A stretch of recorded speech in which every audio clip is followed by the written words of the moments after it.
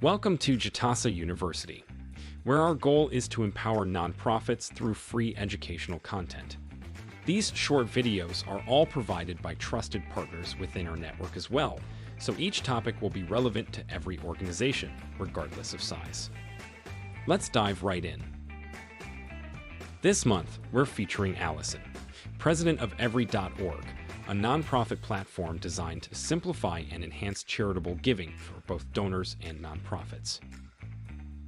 Let's pass things over to Allison and get started with the content. Hi, everybody. I'm excited to be with you here today. I want to talk to you about a topic that's very near and dear to me, and I think will be of interest to you, and that is relational fundraising at scale. And there are actually two parts to it. It is the relational part, and it's the scale part as well. I'm Allison Fine. I have spent my career in the nonprofit sector at the intersection of digital tech and social good.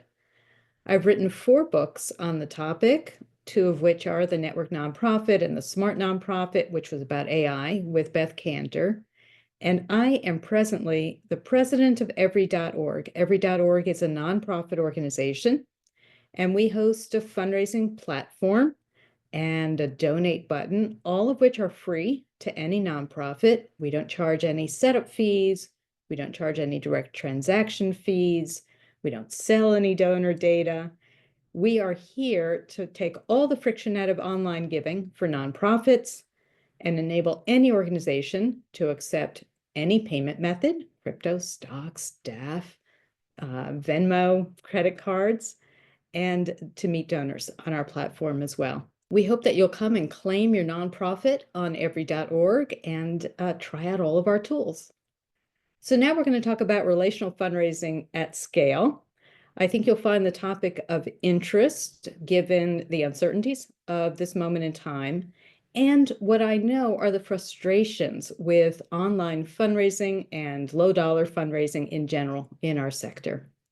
So here's the problem that we are aiming to disrupt and solve right now. It's what I call the leaky bucket problem. For decades, nonprofits have been told to spend a lot of money on acquiring new donors. Don't worry about losing money on acquisition because those donors will be with you for a while and you'll make up the money. The truth is that only on average 19% of donors make a second gift to a nonprofit. And this is the leaky bucket. Every year, organizations are losing over 80% of their donors. And we scramble around on a transactional hamster wheel to try to get those donors to fill up the bucket again. Worse even still, only 4% of donors are going to come back once they have lapsed. The result is an atmosphere of internal panic within organizations trying to fill up the bucket.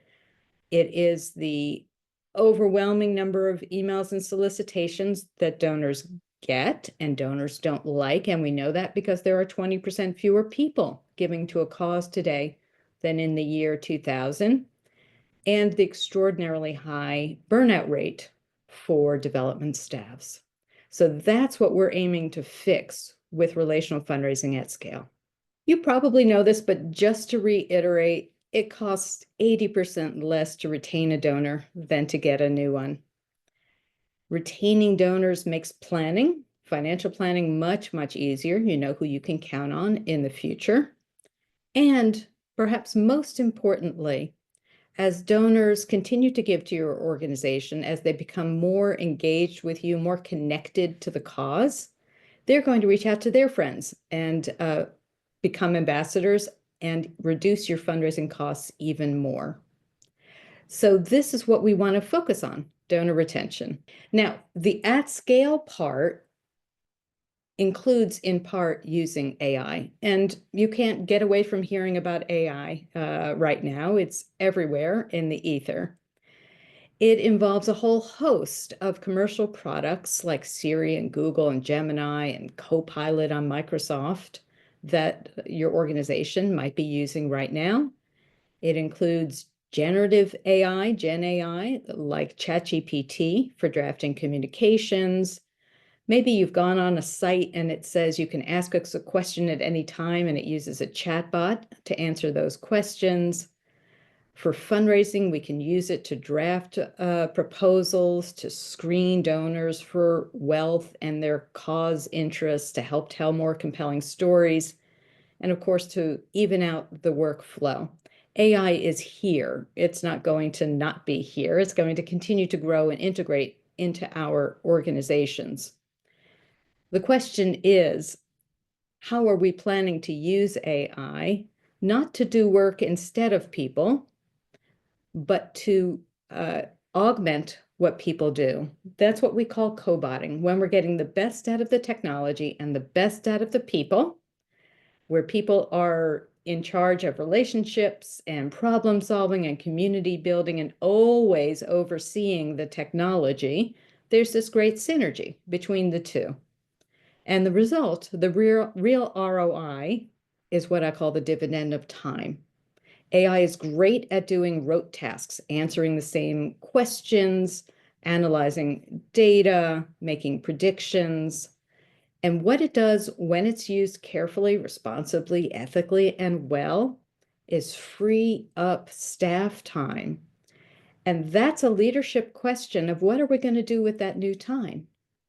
I hope we're not going to send out more emails. I hope we're not going to send out more reports that, frankly, people aren't reading in the first place. I hope it's freeing up time for us to build relationships with people. Time to pick up the phone and call 10 donors a month whom you've maybe never spoken to, and ask them why they came to your cause. What's of interest to them? What is the deep meaning in this cause for them? How do you make them feel as a donor?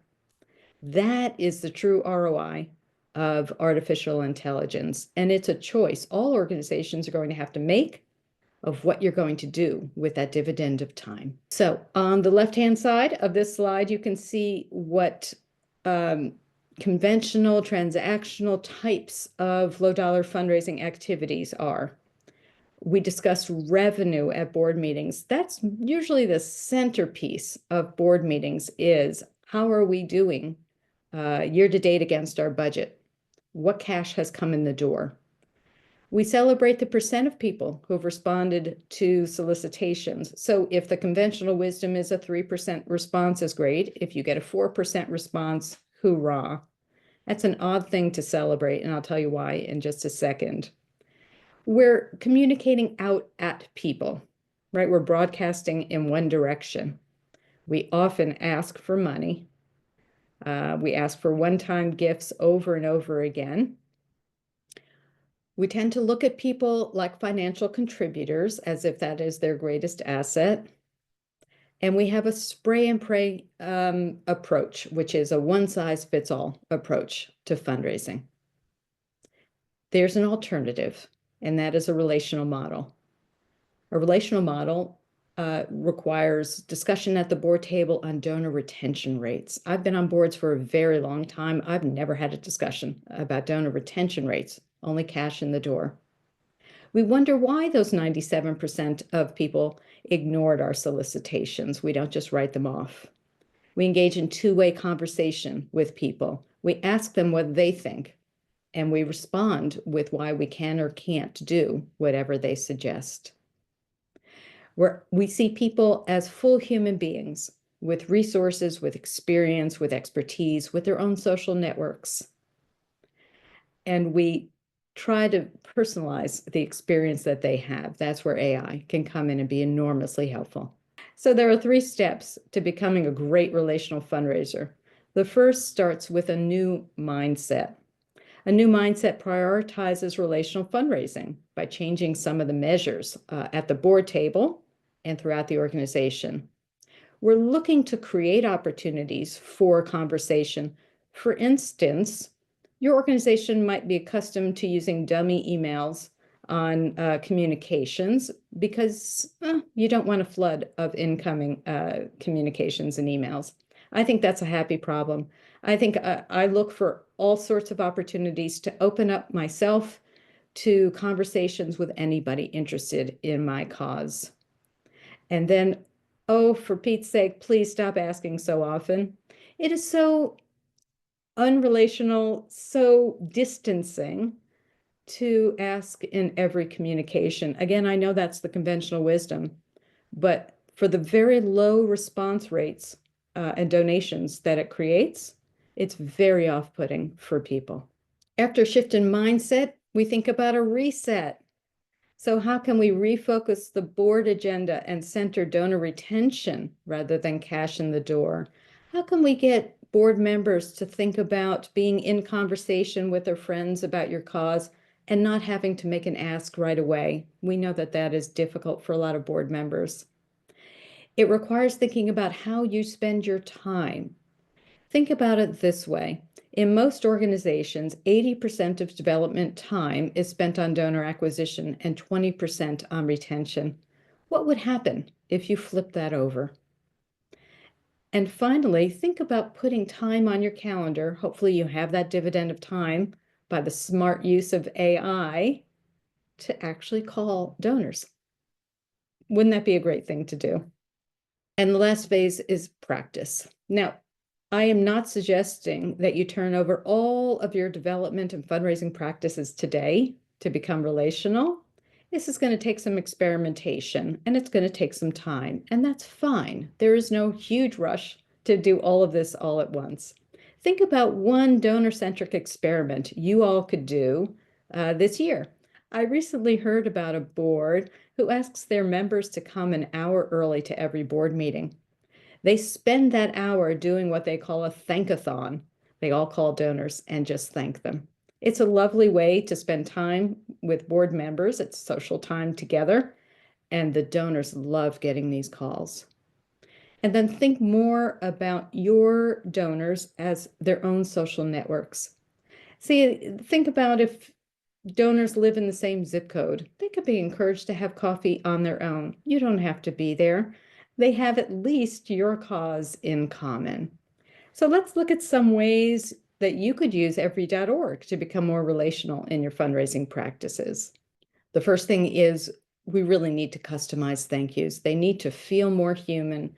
They need to feel more personal than they generally do. I'm really surprised how often organizations don't take a minute to really think about those thank yous online and to perhaps tell a story about how that donation is going to have an impact. Give Directly is an organization that provides cash directly to people who are affected by crises. Last January, they hosted a campaign on every.org to support people who were affected by the LA wildfires. Generally, their cadence would then be the next month to ask for another donation. Instead, the next month, they sent out a communication saying how many people were helped in the zip code of that particular donor. The response from donors was overwhelmingly positive. Here you can see one. I'll read it to you. This email was amazing. I practically cried when I read about specific individuals and families receiving cash money in short order. Thank you to whomever created this email, and thank you to Give Directly. Keep up the good work. This is going to have such an enormous impact over time for Give Directly with these donors. People remember being thanked well, and they remember being told a story about their impact. You have the ability on every.org to ask for donors to give monthly. This organization, Zip Software Foundation, ran a campaign just asking for monthly donors. They were enormously successful. They raised $74,000 immediately. But the important part is they continue to receive $36,000 month over month. If you have a compelling story, if you're able to communicate that with donors, telling them why it's important for them to have monthly support, even if that monthly support might be a lower dollar amount than what they would give for an annual contribution, it provides enormous foundational support for organizations. So we want to encourage you to think about campaigns asking for sustaining donations. And the last slide. Giving is a social act, particularly younger donors, and our donors on every.org average younger than 45 years old. People want to share how they're giving. This is Washington Heights Community Chorus. They ask their donors to go on every.org and raise money every year for the cause. So the board members can watch each other do these small campaigns, a couple of $100s, and they can bring their friends to every.org for the campaigns as well. So it really has an enormous amplification effect for all of the board members to be doing this out in public. And I want to encourage you all to do the same. Those were all of my slides, and now I'm very happy to answer questions. Awesome. Thanks, Allison. A lot of great information in there. Just a couple of questions that came up. One was, do you have any tips to help organizations prioritize relationship building over the administrative tasks? Yes. So I think it's awfully important that organizations get a sense of how much time is being spent on administrative tasks. We tend to just put those numbers aside. We know it's a lot of time, but we don't take a good hard look at exactly what is taking up staff time. Is it trying to find information on our shared drive? Is it trying to reconcile the budget? Is it answering the same questions over and over again? You need to find the pain points administratively within your organization in order to free up time for relationship building. And yes, today we talked about relational fundraising, but you should be relational throughout everything that you do in your organization. But you're only going to have the time to actually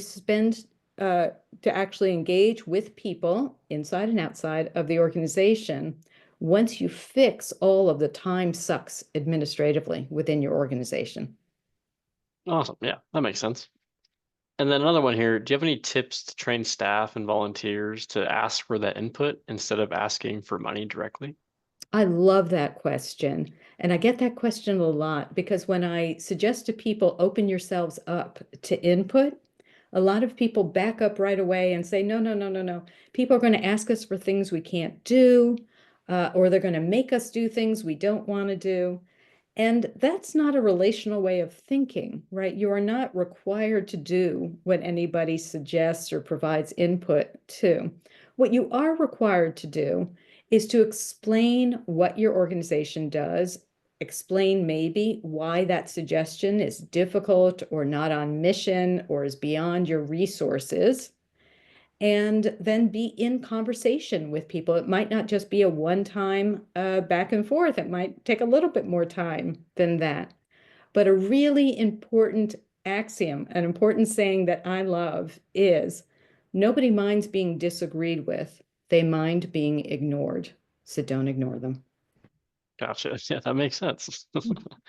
Awesome. Yeah, I think that was all the questions that came up. But I want to thank you, Allison, again for coming on, and we hope to have you and every.org on again in the future. My pleasure. Thank you. Thanks for watching. We hope you gained valuable insights into relational fundraising at scale. If you had a question for Allison that did not get answered or would like to chat, feel free to reach out using the email provided on the screen. Thanks again, and we will see you next time.